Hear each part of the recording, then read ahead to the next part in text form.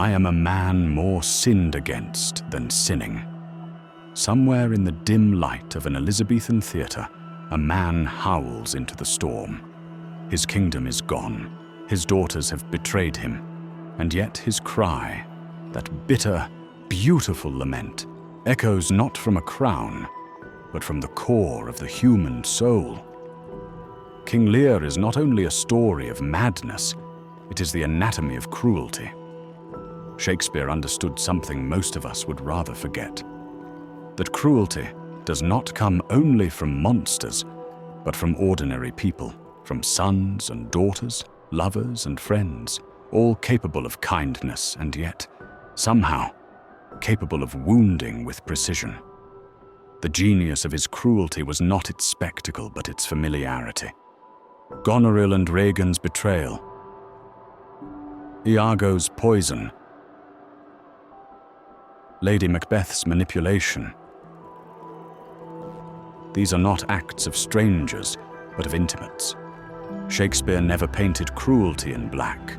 He mixed it from the everyday colors of envy, pride, and fear. And perhaps that's why his plays still sting. They remind us that beneath the veneer of civility, the heart is not always gentle. It bruises easily, and when it bruises others. Even now, the theater remains.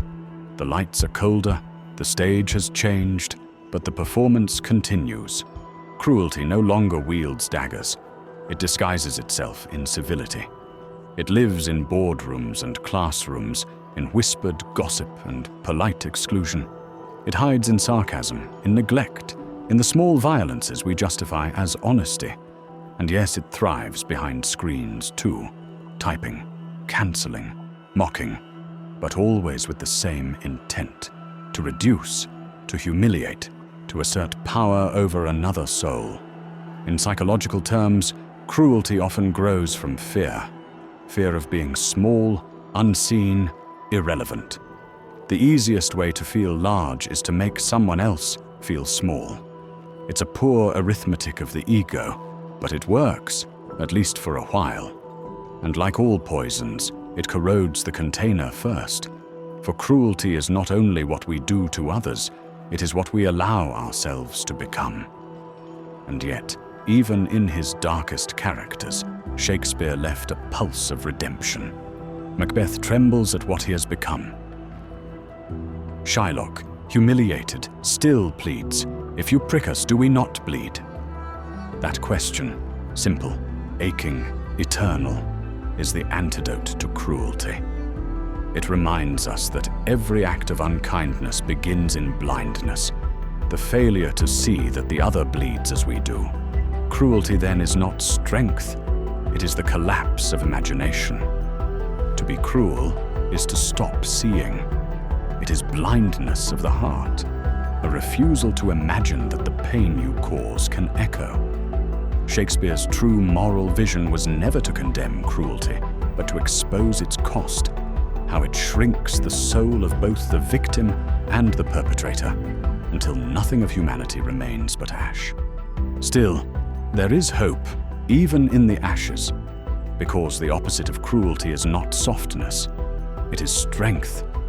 To remain gentle in a brutal world is not weakness, it is rebellion. Mercy, as Portia reminds us, is twice blessed. It blesses both the giver and the receiver. So perhaps the question is not how we end cruelty, but how we resist becoming numb to it, how we keep the heart tender in a time that rewards indifference. Shakespeare's answer still holds. We must see, truly see, one another. For once we see, we cannot so easily wound. And we still perform, not before an audience, but before each other. Cruelty makes the world colder, mercy keeps it human, and in the end, as the lights dim on every stage, it is kindness, not cruelty, that earns the final applause.